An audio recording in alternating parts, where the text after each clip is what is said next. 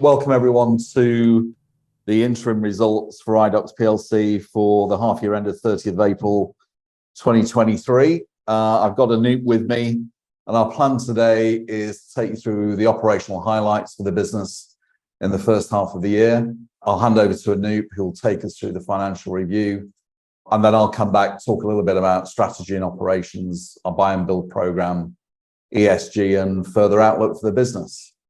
So without further ado, just report it's been a very strong performance from Idox in the first half of 2023. We feel we're building real momentum in the business, and the changes that we made in organizational structure and the way that we operate across the business has led to a set of very good results. So during the period, our order intake was up 23% at 52 million. Obviously, that was significantly ahead of last year. And that provides us really with great visibility for the remainder of 2023 and into 24. And it will talk about our results generally, but revenue is up 8%, EBITDA up 10% on the same period last year. And I think that just gives you a very good feeling for the continued momentum build that we have in the business and the strong performance overall. We've continued to develop the group's geospatial capabilities. Those of you who are familiar with the business will know that we see this as a really strong growth area over the coming years as clients have an extremely strong appetite for geospatial information and data. I'm pleased to report here that a couple of our acquisitions, Exegesis, revenue is up 90% year on year, and our aligned assets business has seen a very good order intake, up 31% on the same period last year. Both of those businesses are now integral parts of Idox, and we feel that we've done a very good job with the businesses overall and their performance and integrating them into our culture and the way that we work. We'll talk a little bit more about our new divisional structure later, but it is now fully embedded. I'm delighted and thrilled that the people that we have heading up those businesses are all internal appointments from within Idox, and importantly have been through our Leading Together program. It's a very strong cohort, and it's enabled us to focus our organization on this fly stage of our plan to enable us to focus very heavily on markets, customer service, and to deliver sharper sales execution. During the period, we've seen a number of significant contract wins and extensions across our land, property, and public protection base. You can see that our cloud order intake is up 28% on the same period. Revenues in that area are also up about 30% year on year. And our assets and communities business has seen 14 new clients in Research Connect. We've seen over 100% order intake improvement during the period for that product set. And that's as well as taking some long extensions with existing clients for existing product sets, and a number of clients taking new services from us, such as East Lothian, Harbour District Council, who are all taking hosting services to extend the capabilities of what Idox provides to those councils. So good organic revenue, double-digit profit growth, driven by very strong LPPP performance, and across the group, continued focus, as you would expect from us, on cash generation, taking the group to a net cash position, which is a little bit of a highlight, I think, for us all from where we started our journey at sort of -35 some time ago. So overall, a really good H1, importantly, building momentum for H2 and into future years. And with that, I'll hand over to Anoop, and he's going to take us through the numbers in a little bit more detail. Great, thanks, Dave. Welcome to our half-year 2023 results presentation. So firstly, let me take you through the results for the group as a whole, and then I'll move on to the individual segments, pulling out some key themes and observations for the period. So overall, it's been a very good performance for the group for the first half against the backdrop of what continues to be challenging macroeconomic conditions. And it's pleasing to see that our results were in line with our expectations. We delivered revenues of £35.8 million, which were up 8% on last year and demonstrate the continued progress the group is making. Of the £35.8 million, £21.1 million was generated from recurring revenue, which was 7% up on the previous year, as we continue to build and maintain long-term relationships with our customers. Recurring revenues accounted for 59% of the group's overall revenue, with good growth in our LPPP division, the Land, Property and Public Protection part of the business. The group ended the period with a strong order intake of £52 million, which was up 23% on 2022, and provides good visibility for the remainder of 2023 and into 2024. Pleasingly, our adjusted EBITDA is up 10% at £12.1 million and has been delivered through a combination of new wins, upsell and cross-sell, pricing, and a disciplined approach to cost management, despite continued inflationary pressures. The positive contribution on EBITDA has flown down to earnings per share, where we delivered an adjusted EPS for the period of 1.33 pence per share, which is up 10% on 2022. We continue to focus on cash generation and strong cash management, and as a result, we have reduced net debt by £7.8 million to a net cash position of £1.1 million, driven by strong billings and collections in the first half. Coupled with an RCF facility of £35 million and an accordion of £10 million, this means that the group has good balance sheet strength and resources to pursue its M&A strategy. Now, moving on to break out the results into our new reporting segments. Following the reorganisation of the business into 3 distinct divisions at the start of the financial year, we now present our results under our new divisions: Land, Property and Public Protection, otherwise known as LPPP, Assets and Communities. The LPPP division comprises our regulatory services across planning and building control, cloud and on-prem software solutions for management of planning and land charges, software solutions to support inspection and enforcement for licensing of public sector housing, and address management solutions for creating and maintaining local land and property gazetteer data. Overall for the division, revenue was up 22% at £21.5 million, with solid growth in our local government and cloud offerings. Our 2021 acquisitions, Aligned Assets and Exegesis, continued to perform well and in line with our expectations. Of the £21.5 million of LPPP revenue, £11.7 million was generated from recurring revenue streams, representing 54% of total revenue, and was 10% up on the prior year. Non-recurring revenues were up 41% at £9.8 million, where local government and cloud continue to perform well. Order intake for the period was £34.9 million, up 45% on the prior period. Within local government, order intake was up 50% on 2022, and this included a mix of new services and large contract extensions, including the City of Edinburgh Council and the City of Wolverhampton Council. Within cloud, order intake continued to improve and was up 28% on the same period last year, including new customers such as Conway and Harrow councils. The Aligned Assets order intake was up 30%, with notable wins with the Metropolitan Police and Cadent Gas, as our specialist address management offerings continue to support key customers. Adjusted EBITDA was 24% up to £7.7 million. And whilst we continue to invest in the ongoing operations, we remain disciplined and controlled in the way that we approach this, and are cognizant of the continuing inflationary pressures. Despite this, we delivered an adjusted EBITDA margin percentage of 36%. Moving on to the Assets division. The Assets division provides document management and control solutions to asset-intensive industries and includes our engineering, information management, EIM business, as well as facilities management, asset tracking, and transportation capabilities. Overall revenue for the division was up 5% at £7.2 million over the period. Within the division, EIM delivered 15% revenue growth year on year, with good progress with existing customers and new wins, with customers such as KNPC, VME Process, and electoral. In addition, our facilities management revenues grew by 6%, whilst we experienced slight reductions in transport and IFIT, our asset tracking business. Recurring revenue remained stable at £4.8 million, whilst non-recurring revenue was up 19% at £2.4 million, which is mainly driven by EIM. Order intake remained stable for the period at £8.3 million, which included new wins in EIM as mentioned, and as well as a 17% growth in orders in the CAFM business. The adjusted EBITDA for the period is £1.8 million compared to £2.1 million in the prior period, and was impacted by slightly lower profitability in transport and IFID. Turning to our Communities division. The communities division comprises our elections, grants and databases, and social and healthcare offerings.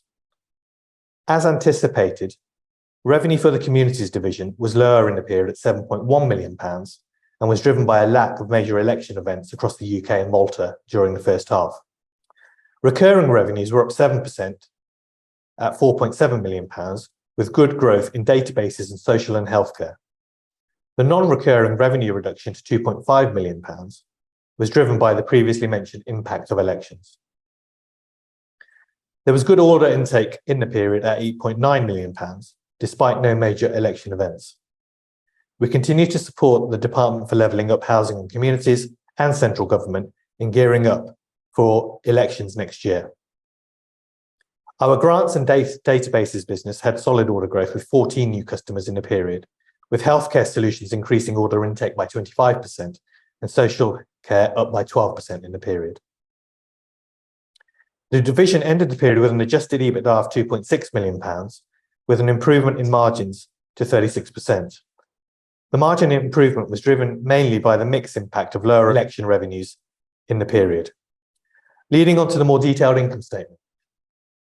After taking into account a broadly consistent depreciation and amortization for the period, the group delivered an adjusted EBIT of £8.6 million, up 13% on the previous period. The group's finance charges were broadly consistent at £0.8 million. After taking into account adjusted tax charges of £1.7 million, the group delivered an adjusted profit after tax of £6.1 million, up 11% on the prior year.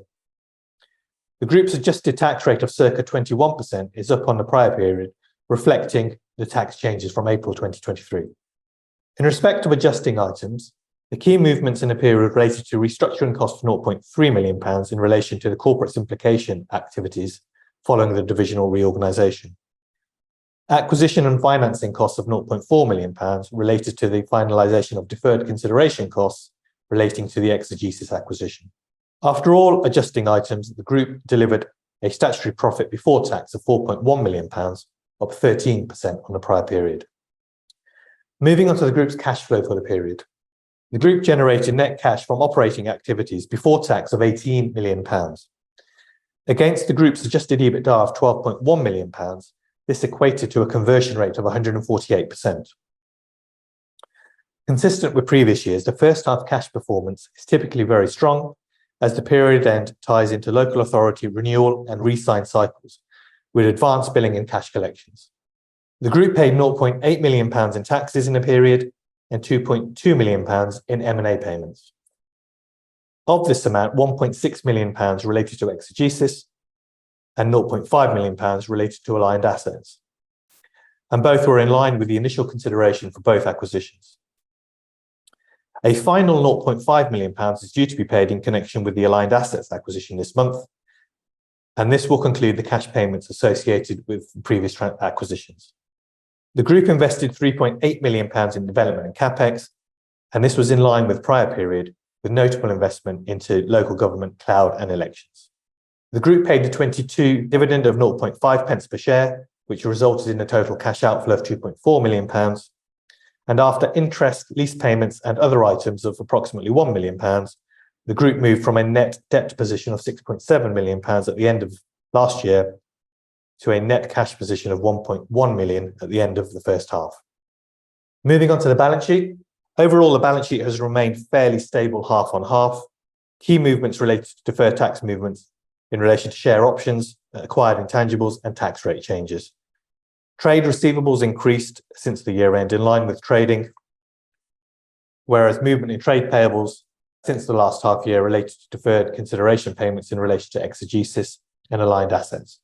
The net deferred income was broadly consistent to last half year and higher than the year end position, given the billing and cash collection profile of our contracts in the first half of the year. And at the bottom of the slide, I've highlighted the constituent parts of our net cash balance of 1.1 million, which include the 13 million euro denominated Maltese bond maturing in 2025.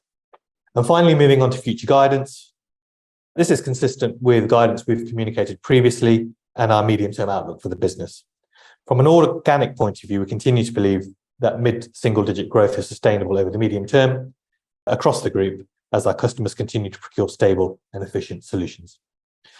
From an EBITDA margin perspective, we continue the journey to deliver a 35% adjusted EBITDA margin on a sustained basis through a mix of efficiencies and acquisition of higher margin businesses.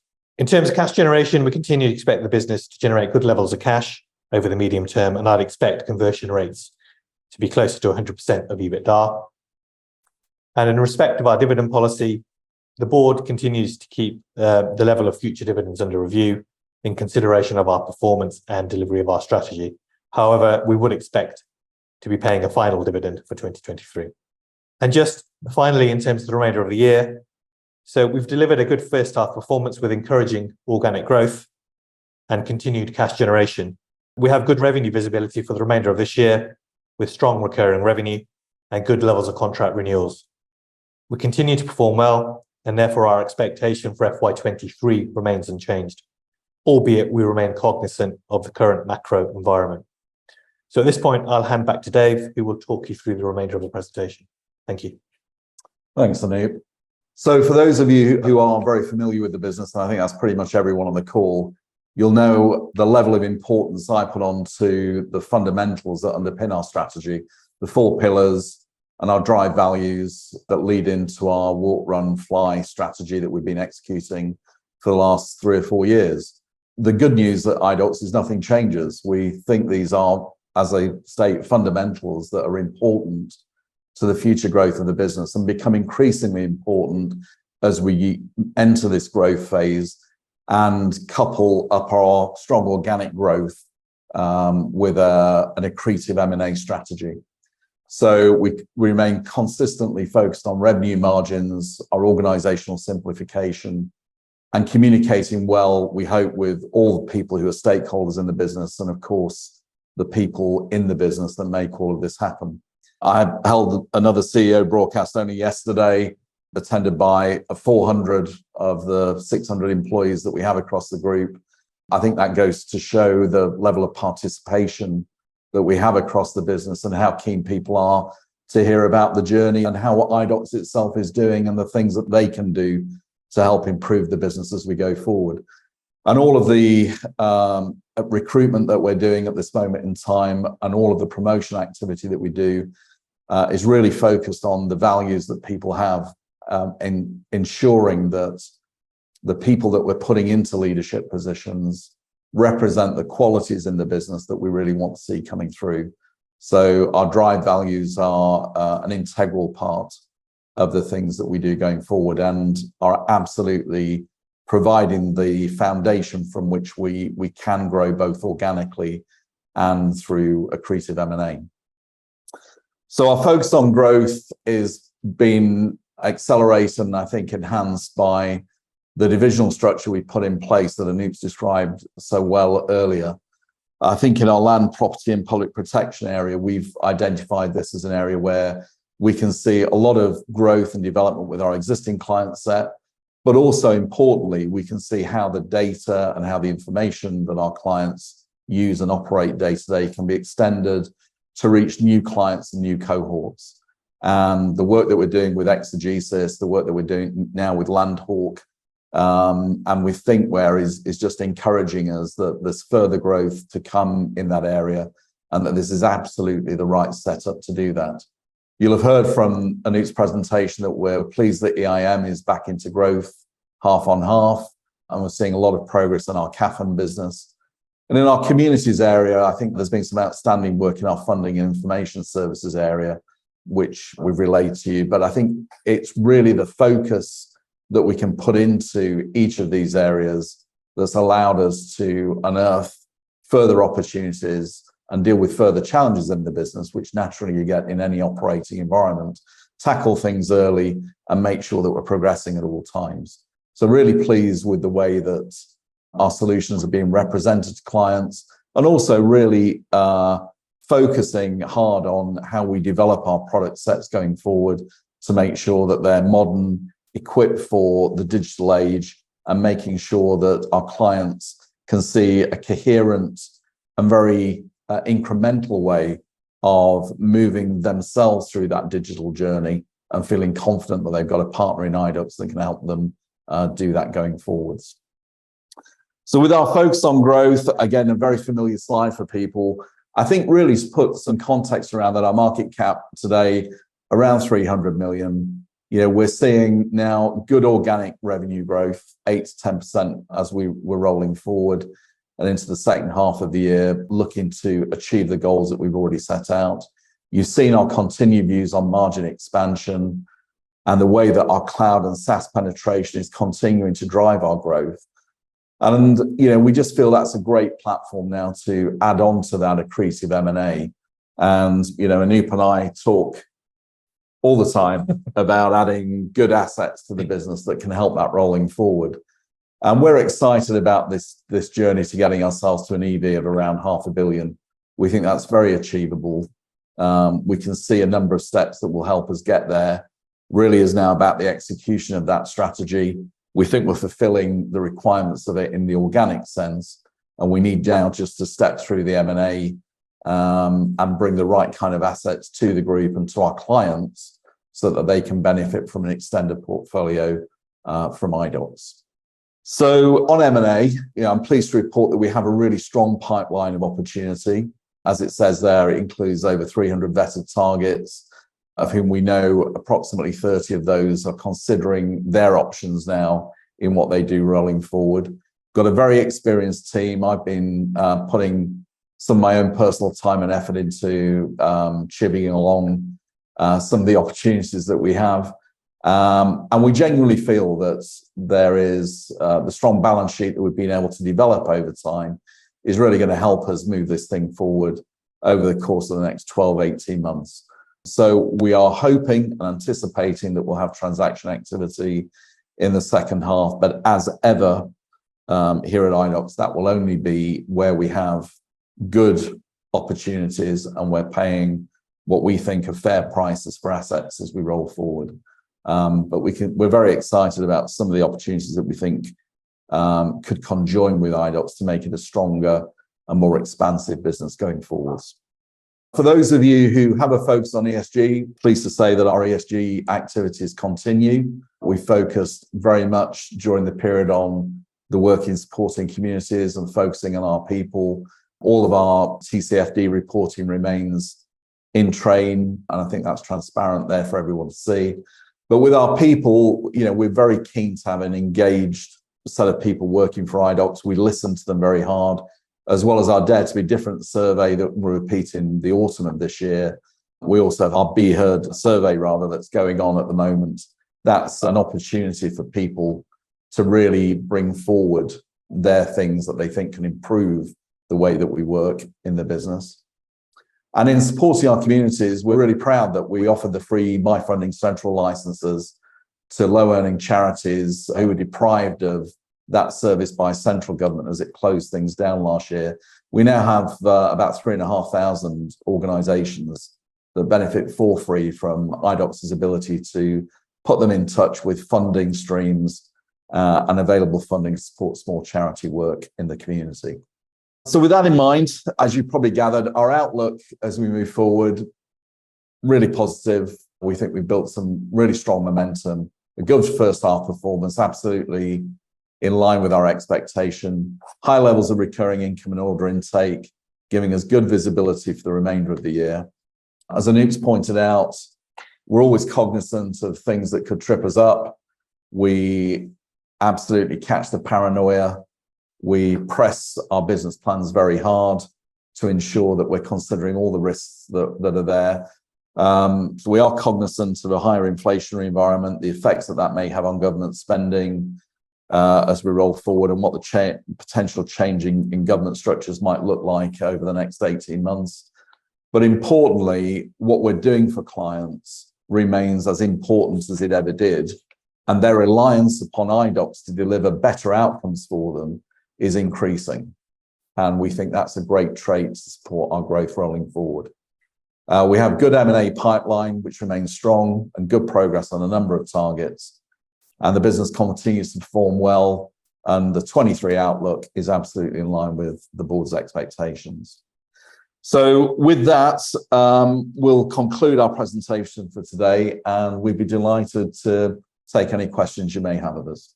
And we have a question from Kai Kushelt from Canaccord. Just had a question around the obviously very strong order intake, which I think for probably 12 plus months has been running in the double digits. And I'm just curious, kind of obviously some of this is also reflecting the conversion into sort of more recurring and longer term contracts. But I'm just wondering when do you feel that will translate into sort of similar growth rates in a top line basis? We've obviously seen a super encouraging acceleration already in the first half, but I'm just sort of curious how you think about the sort of second half and also perhaps next year. And then also within that, which are the two areas that you are most excited about in terms of driving growth and where there is the strong demand? I know you highlighted some of them, but it'd be good to get maybe a bit more color on some of the sort of use cases or secular growth drivers as well in terms of applications and stuff. Thank you. Yeah, so Kai, I think with the order intake being up 52 million, 23% year on year, and that is a mix of new customers coming through, but then existing customers going on to longer term arrangements as well, in some cases 3 to 5 years. So some of that revenue will burn over the next 3 to 5 years, and therefore you won't see a 20% uplift in revenue immediately. But what we do expect in the second half is the growth to be slightly ahead of where it's been in the first half, and that should be across all of the divisions. But like I said, I think because of the longevity of the contracts, you're not going to see that 20% dropping into revenue in the near term. Yeah, and in terms of the areas driving the growth, I think it's pretty clear to everyone that the work we've put into the LPPP space has been really effective. When I first arrived in the business, it was clear to me that we just didn't have a clear cloud strategy for the business. Well, we fixed that very quickly, and we've seen really strong growth amongst clients, but particularly with new customers coming on board who wanted to move into a more digital format from their old products and services. So we see that cloud assimilation going on for some time to come, and we're excited about that. I think the second part is all of the near adjacent areas that relate to planning and property information. We're finding that as we put geospatial information onto planning data and onto the things that are important for our customers, we find that that's equally important to other people in the commercial sector that use that information. So, whether it's conveyancing organizations, construction companies, whether it's civil engineering businesses, there are lots of people that want to see a combination of planning data, planning permissions, combined with maps and geospatial information, that we think we can put together offerings for over the coming 18 months, 2 years, that will really add to the way that we can drive our organic growth rates. So those parts of the business remain very exciting for us. And I should add that that's also influencing the way that we're looking at M&A and the things that we can do to bolster that capability rolling forward. But that for me is a really strong area of the business. The second thing I'd say is that, just putting our business into these 3 units, as we've described in assets, communities, and LPPP, it does enable us to focus in very sharply on M&A opportunity rolling forward in those areas. And each one now is a sizable business in its own right and very capable of operating under a buy and build service. So, when we're doing our M&A, it isn't solely linked to the one division. We do feel we have opportunities to bolster and grow all the divisions across the group, and I think that's very helpful. And we'll go to Julian Yates at Investec. Looking at the sort of the non-recurring piece within LPP, that was very strong.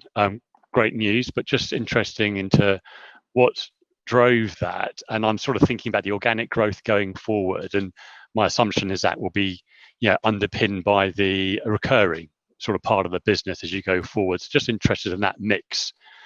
And the underpinning to organic growth going forward. And while I'm on organic growth, I guess it's sort of there was a couple of bits that went backwards within assets and community. So I guess organic is not particularly helpful because those will probably bounce back or plateau at some stage. So I guess the organic is maybe more helpful looking at it with those couple of bits out. So is that relevant to the 8 to 9% sort of organic growth you spoke about in H2 sort of coming through, which is obviously a very sort of healthy number sort of going forward? And I guess the other question is more sort of strategic, and the three divisions, clearly a lot of internal work has been done here. What are clients sort of seeing from an end client point of view? I'm trying to think, are they seeing the full impact of that three divisional sort of focus to the end client as yet? I'm sure they're seeing a bit, but is there a lot more to come from an end client point of view, which will then sort of drive sales? I'm trying to get, it's early stages from a client point of view, but obviously a lot of work to be done internally, sort of trying to see if there's an acceleration from the end clients as we sort of go forward over the next 12 months as that really hits. Or are we seeing that already within these results from an end client point of view? Or will they not notice it as this sort of an Idox internal thing, and end clients will just see the thing sort of continuing over? Just interested on views there. Yeah, so on the non-recurring piece, so non-recurring revenue typically comprises our project work, our professional services division, and also the license element of re-signs and renewals that we record every year. So depending on the timing of basically projects being delivered and also re-signs and renewals happening over a term period, so that number can fluctuate from period to period. It just so happens in the first half of this year we had a good strong delivery in those areas from those two areas, and that resulted in a higher revenue piece. Now, one of the things there, because we are delivering non-recurring project revenue within that row or that row of numbers, once the project is completed, typically what then happens is that the project is live, and it's live over a period of time, so 2, 3, 4 years, and then it will flip into a recurring revenue stream going forward for maintenance and support.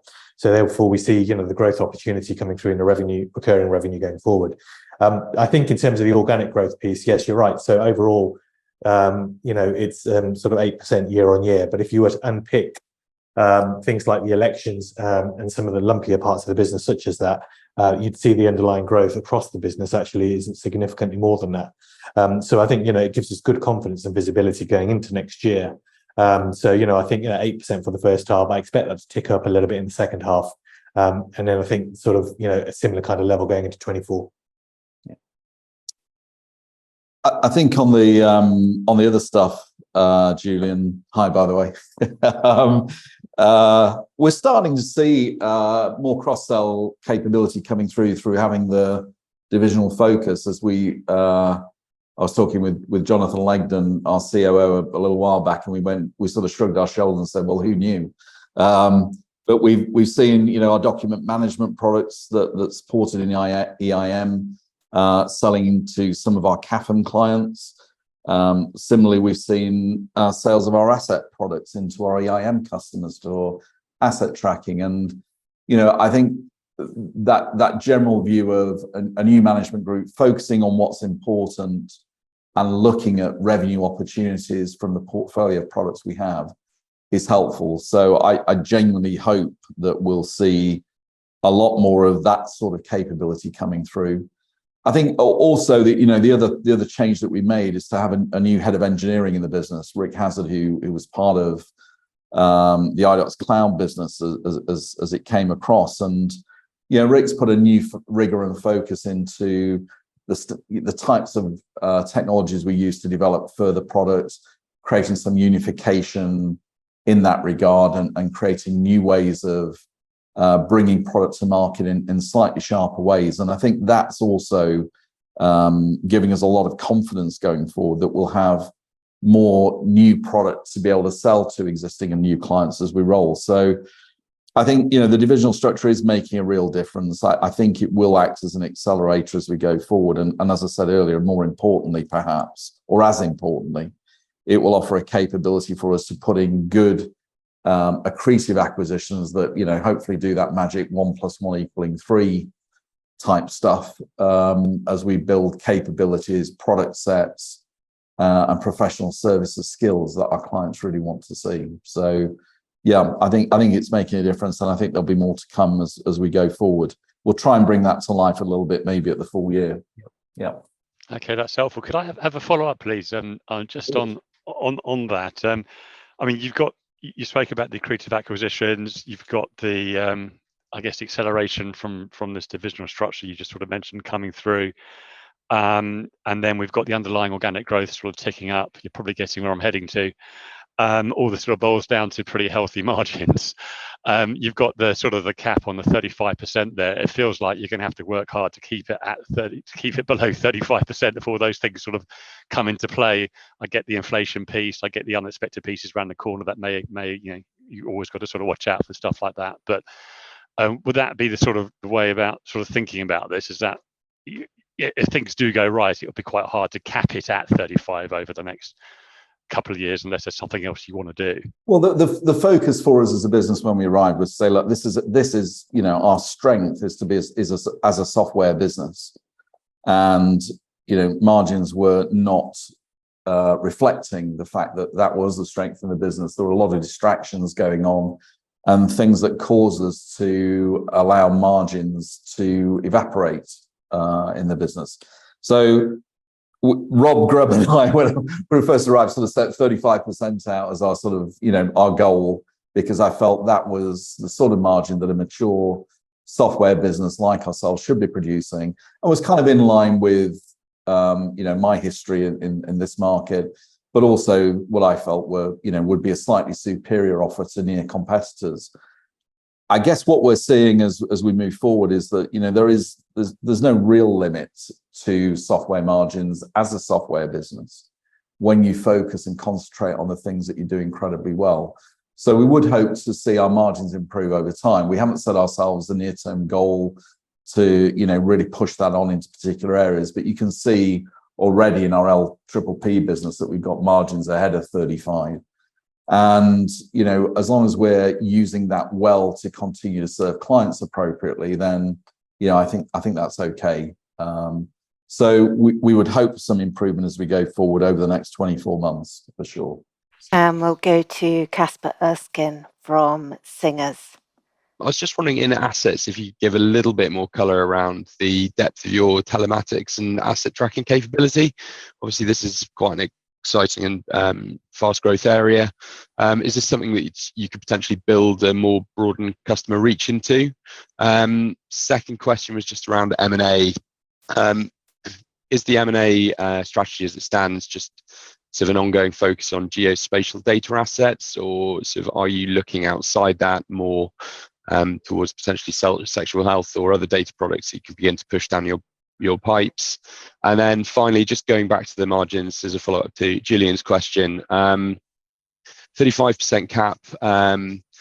As I sort of entirely agree with Julian here. I think it does sort of look, quite undemanding now. And I was just wondering, is that sort of indicative of ambitions regarding M&A maybe, and the scale of acquisitions going forwards? Just obviously taking on sort of slightly more dilutive M&A, sort of acquired assets, and maybe how we see that shaping over time is just more sort of synergy extraction potential.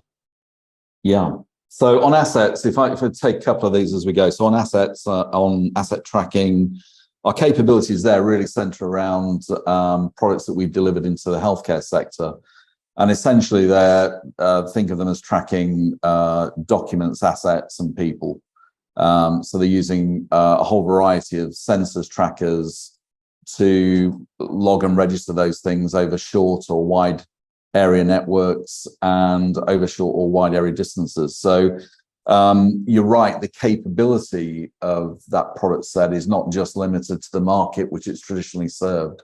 And part of the rationale of putting it into an assets division was to expose it to a number of further capabilities that it could be exposed to across a greater range of markets. So, we are interested in that particular product. We want to make sure that all of our attention is driven around the software capabilities, not around some of the larger projects that involve lots and lots of hardware and lots of bits and bobs that we probably wouldn't want to dilute our margins with as we roll forward. So that's a key differentiator there. On M&A, one of the reasons that we put ourselves into the divisions and gave them some size and capabilities so that we can absolutely consider accretive M&A across each division. A lot of our focus over the period has been on the geospatial LPP area, but we do have a good pipeline of opportunities, both across assets and across our communities business. I guess my hope is that when we do announce acquisitions as we go forward, they're not going to be a surprise to anyone on the call. And I think more importantly for our customers, they'll see them as great assets that they can get better access to by being part of the Idox family. I mean, that's always the main reason that we would do that. But I do feel that in each of these areas, as well as serving our existing client structure, the assets should be giving us ability to get to near adjacent markets by doing the same thing. And that's the most important thing. You know, when we don't want to be one of those businesses that every time it wants to address a new market, has to bring in a new capability. And then we find ourselves getting dispersed over time. We want to focus on doing things in the core, which we can then extend out the reach of products into nearer markets.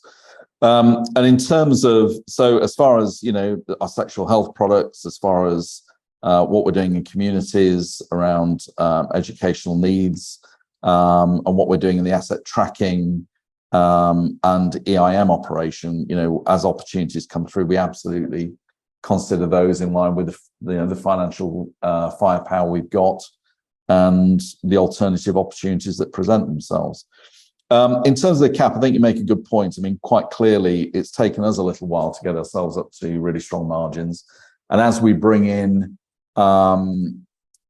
new capabilities, it's unlikely that we're going to be acquiring businesses that necessarily have 35 points margins. We obviously want to be able to see that we can drive those businesses to the kind of overall margins that we would see.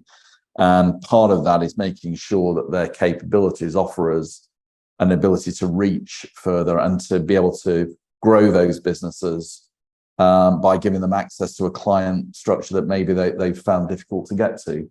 Certainly that was the case for us, you know, with our Idox Cloud product. I think that's been really a great example of what we can do. And we're now seeing that also with Exegesis, you know, with Thinkware, and we hope going forward we'll see that as well with the work we're doing with Landhawk. So, you know, that's the view. But, you know, I think overall we still feel that there's a little bit to go on margins, and scale and size will also offer us an ability to look at, you know, our back office work, how we do that. You know, clearly as we grow, we're not adding back office capabilities or cost rather. You know, we've got a structure that will allow us to absorb those things as we roll forward and help us improve margins through efficiencies in our support structures as we run forward. So that's the play and the plan. But hopefully my waffling there answers the question that you raised. And we'll go to Ian Robertson from Progressive. Two quick questions. The first one on pricing. Can you give a bit more detail about where and how you've been able to achieve improved pricing, and how much of that's just come through as a result of the nature of the contracts and how they've been structured? And then sort of to a certain extent, going back to what you were saying in the last two questions, two responses, your enthusiasm for all areas of the business. You're not just an acquirer. At what point might you become a disposer? In terms of the assets, I mean, I think we've always said, look, you know, we're comfortable with the portfolio of products that we have. They're all very good software products. They all hold a very strong position in the markets we serve. Clearly, in some areas we have higher penetration than others, but generally as a portfolio of products, I think it's strong. You know, we're not a seller at this moment in time, but that doesn't mean things can't be bought. So, you know, if we were to receive strong inquiries about things, then obviously we'd have to consider those as they came through. But I think right now we're happy with the portfolio of offerings that we have. Do you want to talk about pricing a little bit? Yeah, hi Ian.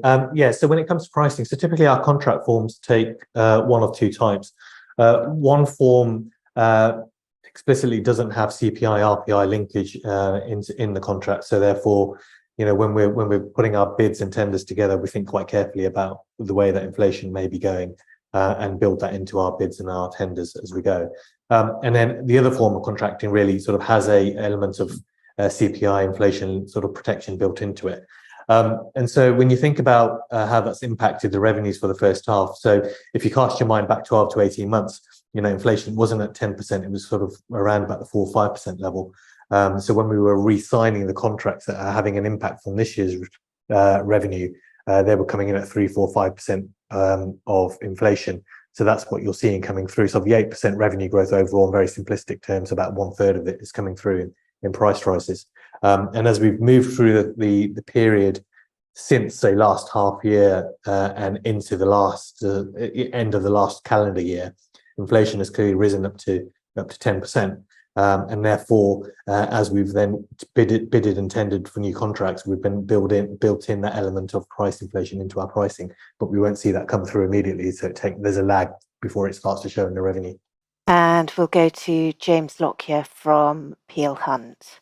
Just wanted to talk about sort of in the employee market at the moment and how that's gone. We've seen across the space that retention rates have been improving within companies, and just want to see whether or not that's what you're seeing your end, and if they are improving, are you confident you've got the right people in place in terms of the right people and the right numbers of people in order to hit the full year numbers, or do you have a pipe to fill any the additional roles that you may need to get where you want to go?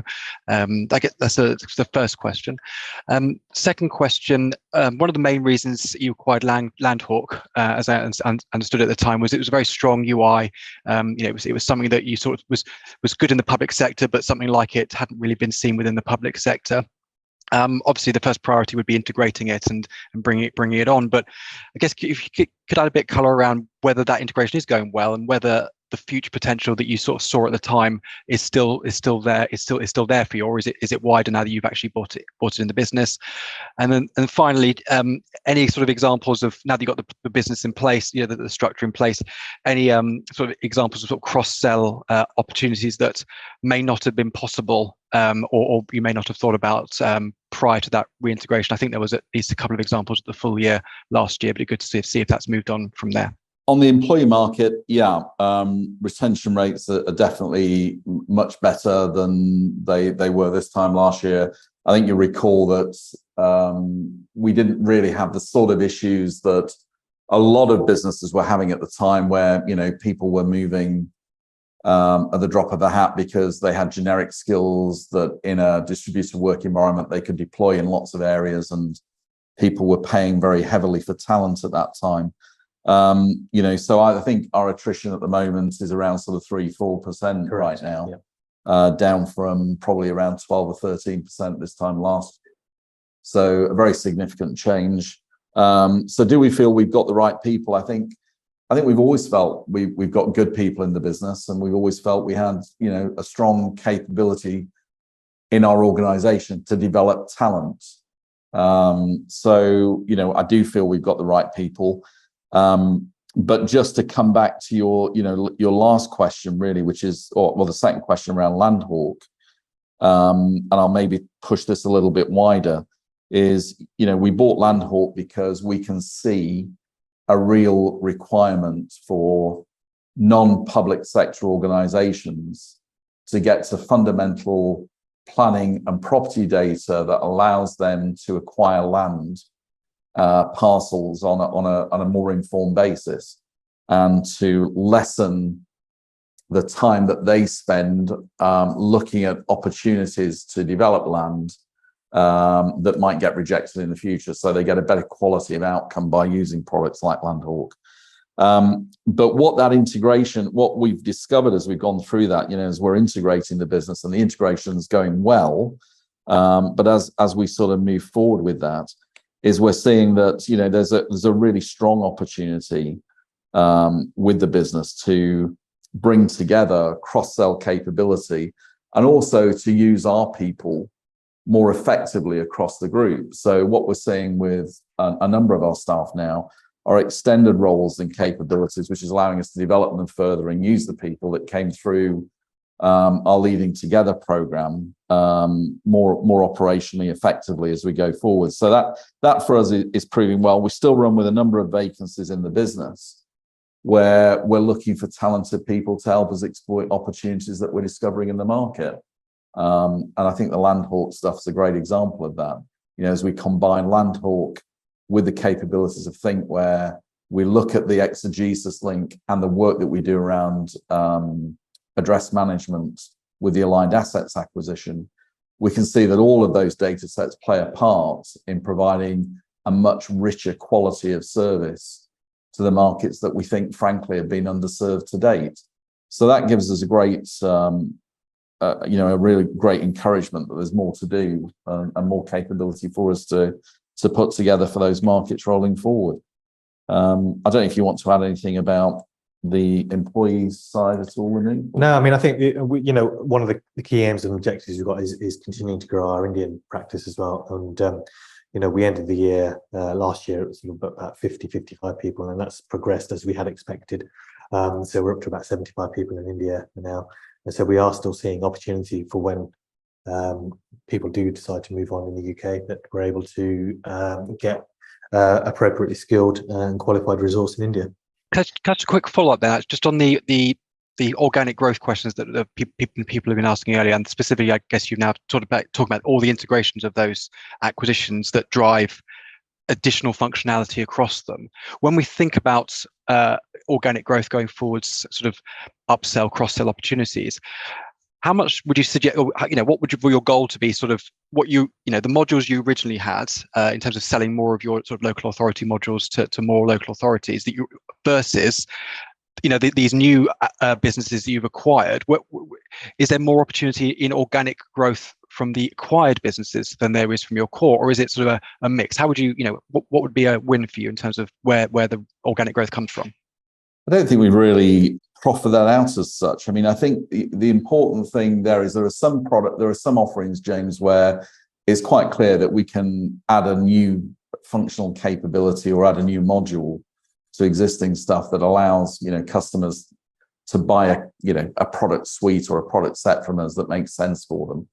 But there are other areas where it's quite clear that just offering the capabilities that these acquisitions brought to us to maybe a slightly different market is helpful. So they're the example, of course, with Aligned Assets is a very strong one, because we've been able to take them into the work they've been doing around energy in a little bit more of a cohesive way, also putting a little bit more savvy to the work that they've been doing around public protection alongside UK police forces. So it's a little bit of a mixture of both. And of course, every time we look at an acquisition, we're thinking about what the cross-sell could look like.